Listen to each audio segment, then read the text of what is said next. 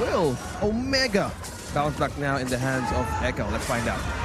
Okay, so now that we can get a glimpse of everything here, now that we're back into the game, we can see the question once again is how does the Kadena come to play here, right? Again, it's a good answer towards S10 Max on the Eve. If you can get there, you also have that burst potential, whereas I feel like Omega, in a way, has their own sense of burst. And this is what we're going to have to see by Ryzen, but he is taking quite a bit of damage just trying to get his buff here. Should be fine, though. Does have that kind of sustainability in his own right, his own kit. Yeah, Yawi just trying to do a good way of delaying on how Ryzen would probably rotate, because that way it secures so much space for Carl Teasy. Whoa. Oh man, the Gossip Blast emblem just tears through. Like you see, Kelra, by the way, is able to somehow outlane Benny Cutie because of what Chaknu did. So if you'll notice, Chaknu uses the Guardian's Barrier to delay the minions so that the minions will meet near the turret of Omega. Wow, there's going to be a knockup in the mid lane. They grab the first blood. Amon grabbing that one, but it's going to be a return. The 1-for-1 trade for now, but Ryzen gets knocked up, walks right into the enhanced chains, and another kill for Carl Teasy. Oh, the jungler diff, as Carl Teasy wants to always win and outplay. Renzo will be able to get to level 4, but you can see that Carl Teasy getting 2 kills, including the enemy jungler. This is so good for Echo at the start. This gives out another XP for Carl, but now Ocean Oddity. It's going to be too much burst there. Chaknu, the one to fall. Turtle also going to be secured by Echo. They're already starting the Echo Express here, and now Ryzen going to be trying to outplay here just a little bit, able to survive for now. The rest back off. And again, it's an even trade all around, but still Echo with a lead. Still Keller doing with the clears up top here. So you need to get even with the objectives and trades across the map. Massive lead that Echo was able to get. They got 3 important kills. You have several kills on the supports of Omega and then 1 onto Ryzen. And then eventually you get the turtle. Everybody from Echo is happy. And not only that, you're giving all of the kills to Carl Teasy, a hero who likes to get the early kills. Well, the focus here, Chaknu's still quite low. Also on the backside. If we're going to survive for now, Ryzen still going to be the focus. Renzio has to back out too. And it's just Echo just gaining control on Smart Omega's side of the jungle this early into the game. It's only 3 minutes. Only 3 minutes, and you already have 3 kills for Carl TZ, a kill onto Sanji as he landed on the wonderful ultimate after the fact that Chaknu was already caught up. And then you have Sanford being activated earlier on. Fredrin is such a hero that is argued as one of the heroes to counter Paquito just because of the taunts as well as the survivability that you will not be able to burst this Fredrin, but now it is activated against Omega. There's a lot of defense and armor in the side of Echo right now. Just free to rotate. Oh, look at that. Just Chafner being the casualty by Yawi. Just freely roaming around for Echo. That's just melted here. Look at the damage already coming out from Carl Teasy, even as he brings S10 Max to half health. Already in trouble. Yawi with the way the Dragon of Flicker comes out, a bursting of damage, make it Big Damn number 2, and there you go. S10 Max falls here. Echo is just dismantling Smart Omega. Oh, they've revved up. They have been well oiled. The tune-up is there. And all of the fuel, the petrol that they needed, the Echo Express. We're all aboard now for Echo. Yeah. And they're destroying Omega right now. How do you stop a moving train? That's the question for Omega right now. 3K gold lead. And we're just seeing purely control of Omega all across the map. Now, gold lane is their primary target to delay. I mean, every lane that Echo wants to go to, they can force something. That's the beauty of this lineup that they have. And again, Yawi playing this Cho, Carl Teasy on the Julian. I mean, the damage that we're seeing speaks for itself here. The question is, what does Smart Omega have to do to actually crawl back into this game? Because we're seeing them try to focus on even Sanford's lane, but the guy is so beefy, so tanky on this Fredrin that might be too difficult to do. Yeah. I think the only way for you to come back is wait for Lord number 2 try your damnedest to get that turtle number 2. Here comes right Echo now, once again. Okay. They do find Carl TZ. That's going to be a big pickup.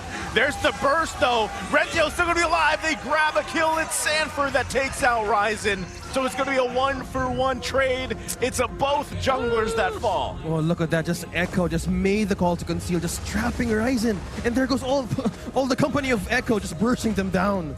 And Omega, if they ran away with just a kill onto Carl TZ, sacrifice Renzio in favor of Ryzen, that could have been a better trade. Because even after they pushed top lane as Keller was farming their solo, Benny Cutie just literally echoed what Omega did, which meant that it is still Echo controlling this game. Look at this.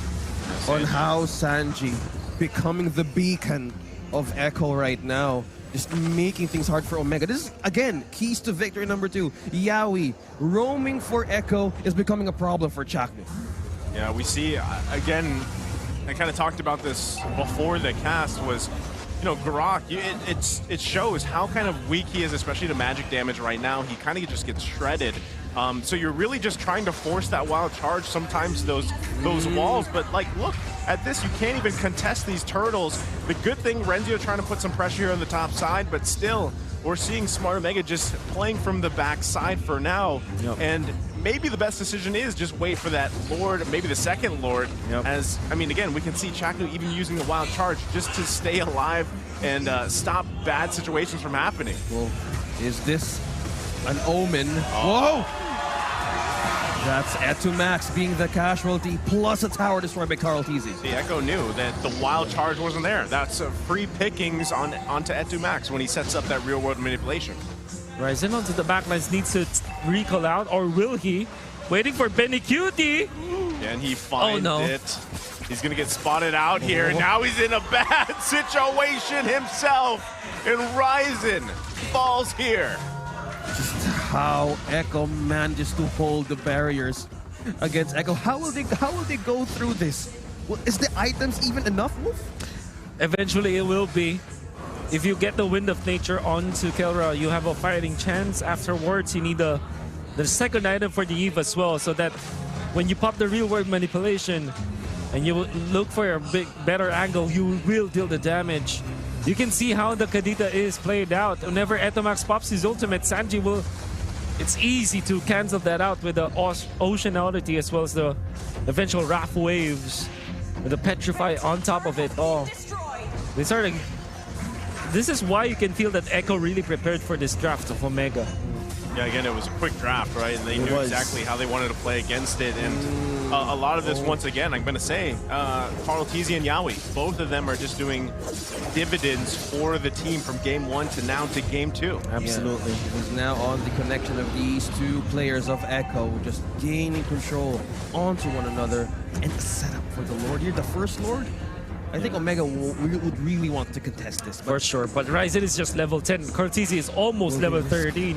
It's almost impossible unless they get a pick-off. But look at Echo's positioning.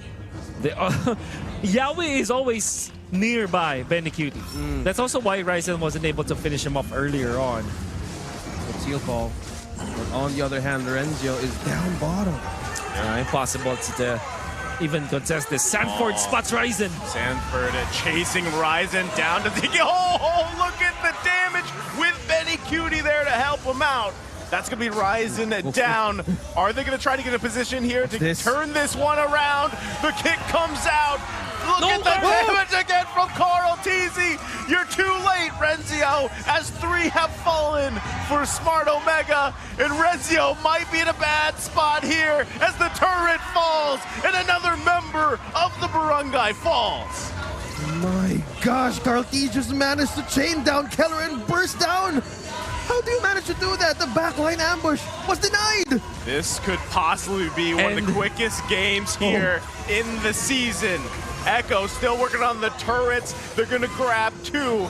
And it looks like they're going to go ahead and make their way to the bottom side. The Lord is still up. Still have the Lord. My God, Omega went in for the gamble. I understand why Keller didn't go as soon as Chaknu popped his ultimate as well as Eve, because they're waiting for the right moment. They're waiting for the Way of the Dragon to be popped before Keller goes in. But Kartizi stayed into that bush and punish Kelra for it. Zeko gonna look to how punch will this they one defend in. this? They grab the turret. They force the flicker Will out. they defend this? They're gonna be planning it to the base. Blazing Duet's coming out. Kelra still gonna be alive for now. It's Echo that's falling here. Base gonna be worked on. Can they do it? Omega still working on base. One hit away. It's the Echo Express indeed as they sweep smart Omega. It's too close. Oh my gosh, it was too close to call. Echo just completely dominating the fastest game. A very decisive one at that as well. It kind of feels like in the boot camp of Echo, they did the math. They know how to take down bases. Benny Cutie was taken out, but nonetheless, they have a minion at top. They have a minion wave in the middle. They have 4 other members to tear down the base of Omega, and they have taken it like a boss. What's our quickest game of the season?